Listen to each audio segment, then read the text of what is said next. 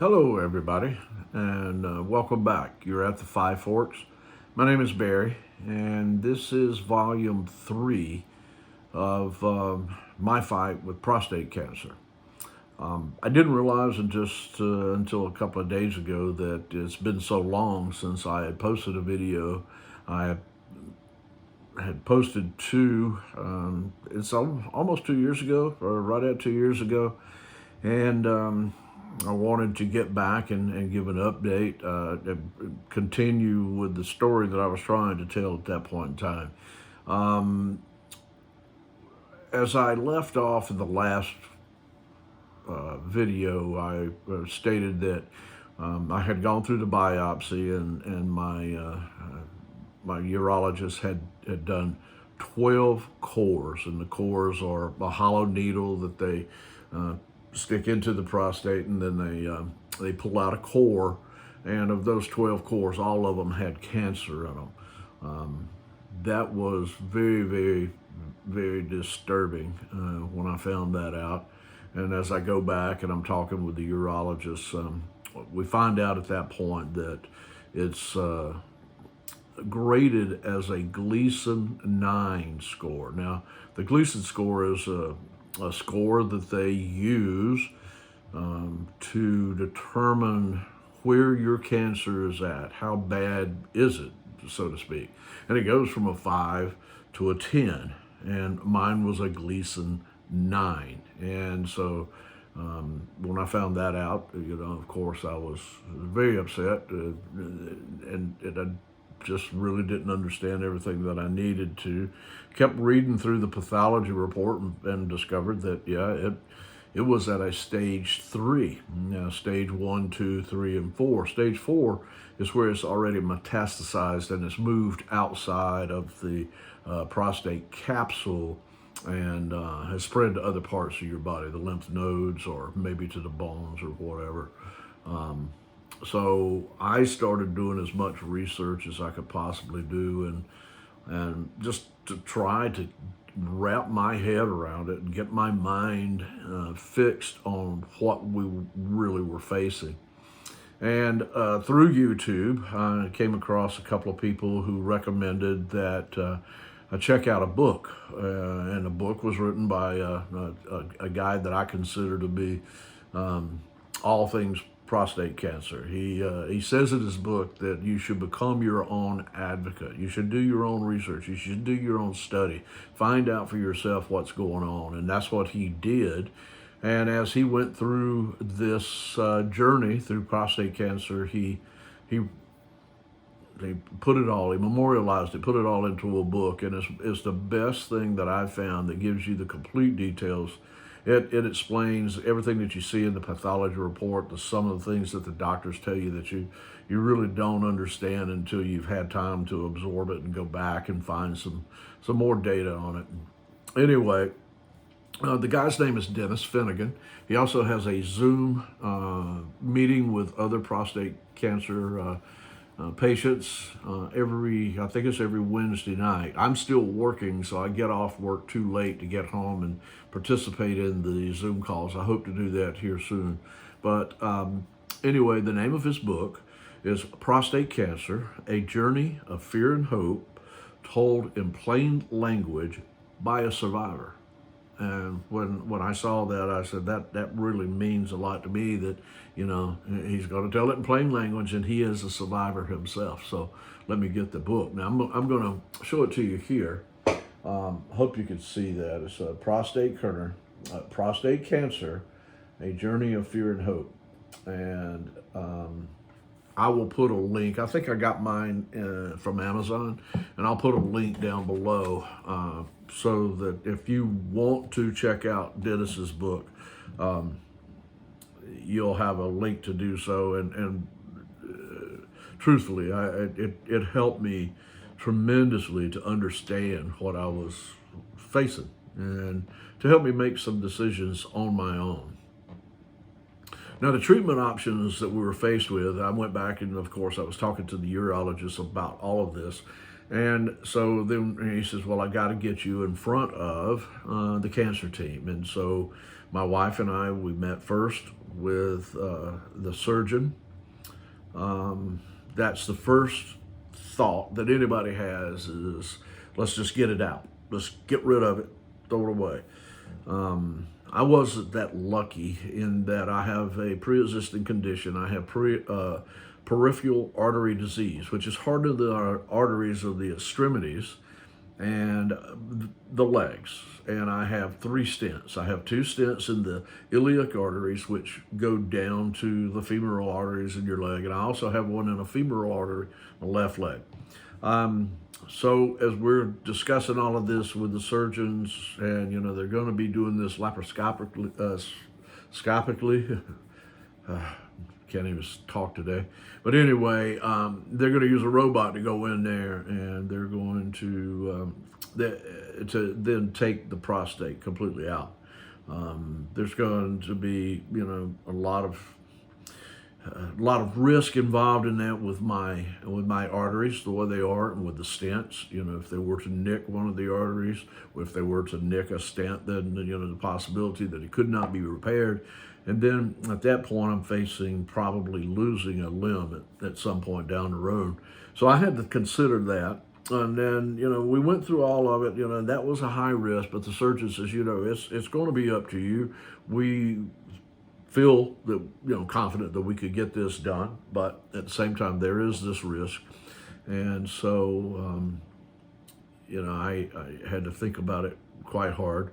From there, we went and we visited with the radiation oncologist, and the radiation oncologist was very good in describing exactly how the treatment was administered, what to expect, what the cure rates were. Now, the cure rates are not really talked about in terms of a cure. They talk about it in terms of a success rate. That success rate means that, okay, down the road 5 years or 10 years, you have a 95% chance that it has not metastasized and gotten any worse.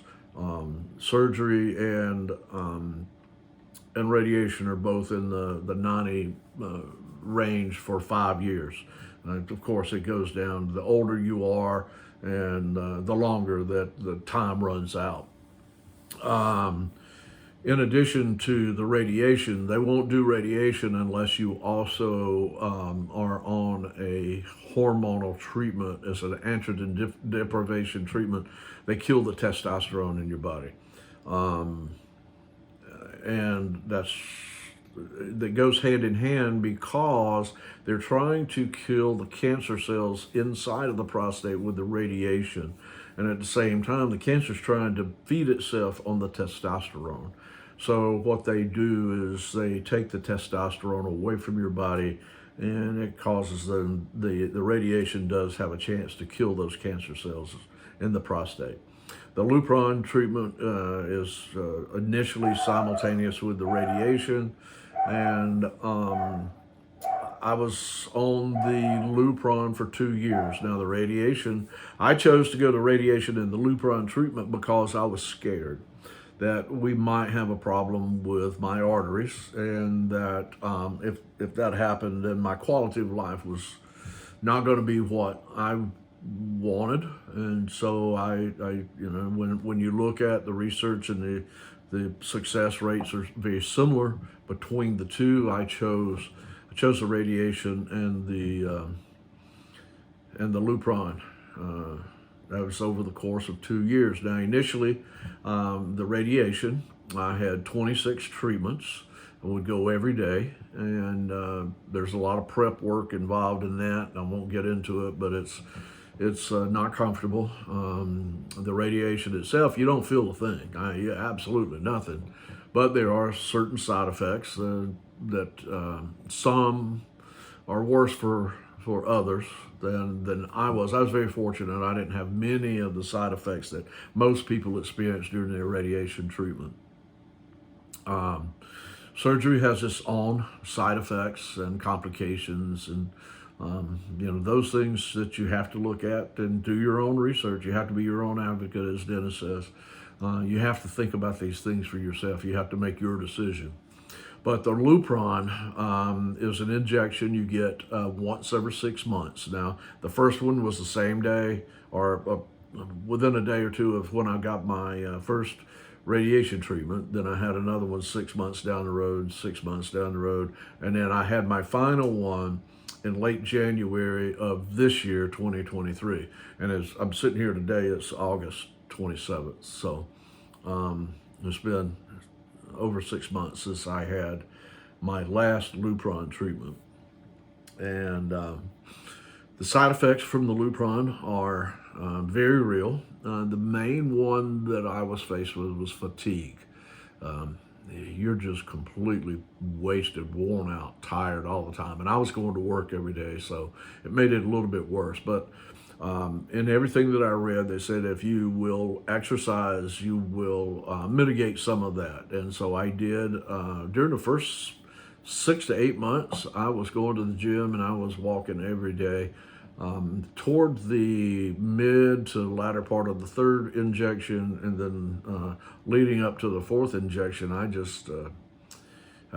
was just whipped. I really didn't do as much exercise as I should have, and that was my fault. But if you're exercising, you stave off some of that fatigue. I did not the way I was supposed to. I did in the beginning, and I think it was very beneficial. But then I just, I used the excuse of being tired, which you are. But anyway, I didn't work out as much as I should. So I would suggest to anybody that is going to go through Lupron, you've got to make up your mind that you're going to be exercising through the whole thing, because when they're killing the testosterone, they're taking that out of your body.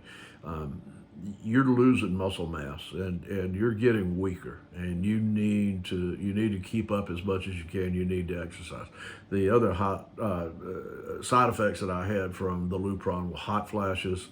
I'll never laugh at my wife again, and she got a big kick out of me sometimes because the hot flashes are real. They're very intense.